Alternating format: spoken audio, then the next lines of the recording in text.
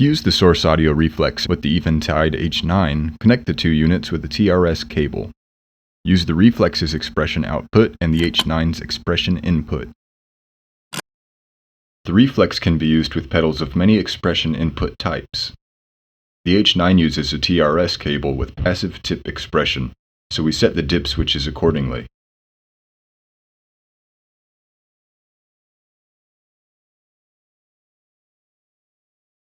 The H9 will automatically send the continuous control data to the parameters specified by the chosen factory preset.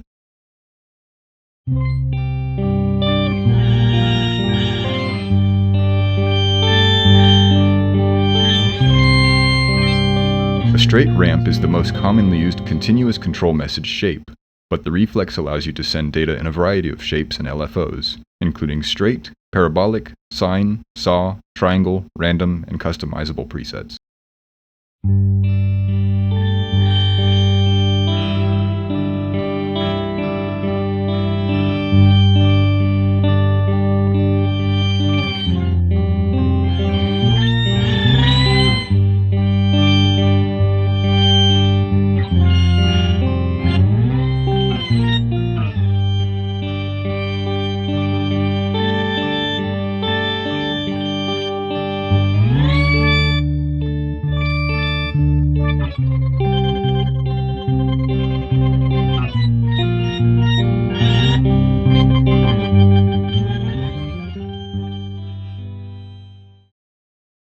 To send continuous control messages with the source audio reflex to the Eventide H9, connect the two units with a MIDI cable. Use the Reflex's MIDI output and the H9's MIDI input.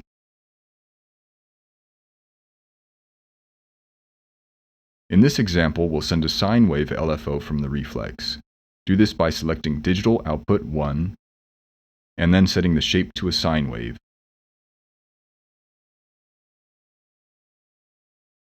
We'll then set the controller type to 0.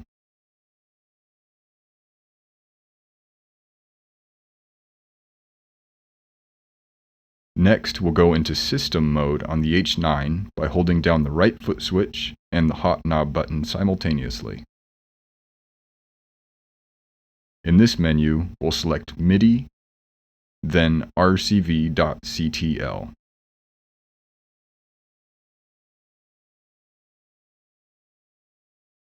Now we'll set knob 0, which controls volume, to controller type 0.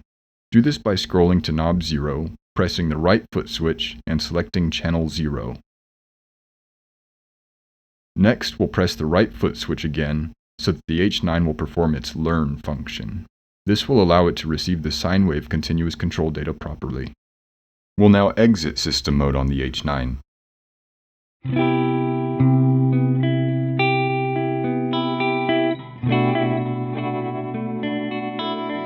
The LFO rate is increased when the Reflex moves into toe position. This can be inverted or programmed differently.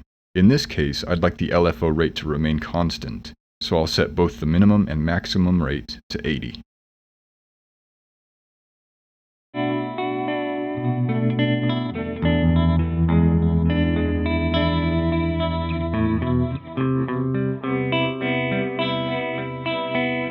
The Reflex allows you to send up to 3 continuous control outputs via MIDI simultaneously. It can even send up to 7 simultaneously if you incorporate the analog expression outputs and the sensor output. I'll now turn off digital output 1 so that I can program digital output 2. This is done by scrolling through the shape menu and selecting off. Now select digital output 2 to program its settings. Let's use the more common straight ramp and assign it to controller type 1.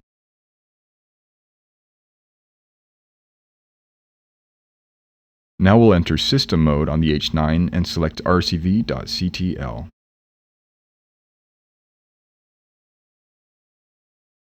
I'd like to assign multiple parameters to be controlled by digital output 2.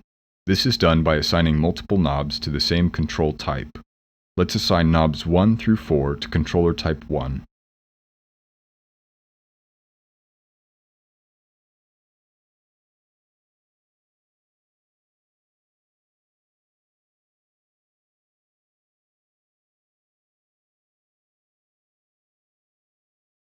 Now let's press the right foot switch and allow the H9 to perform the learn function, so that it can recognize the signal from digital output 2.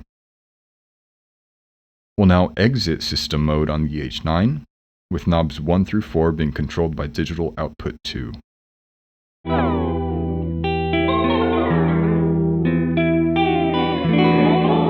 I'd like to set the maximum controller number to 50 to dial down the amount of modulation. This is done by leaving the minimum at 0 and lowering the maximum, in this case, we'll put it at 50.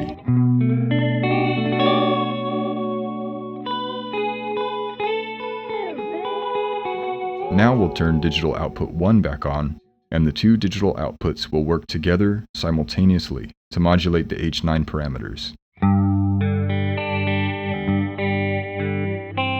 Here we see the volume being controlled by the LFO from digital output 1, and multiple effect parameters being controlled by the straight ramp from digital output 2.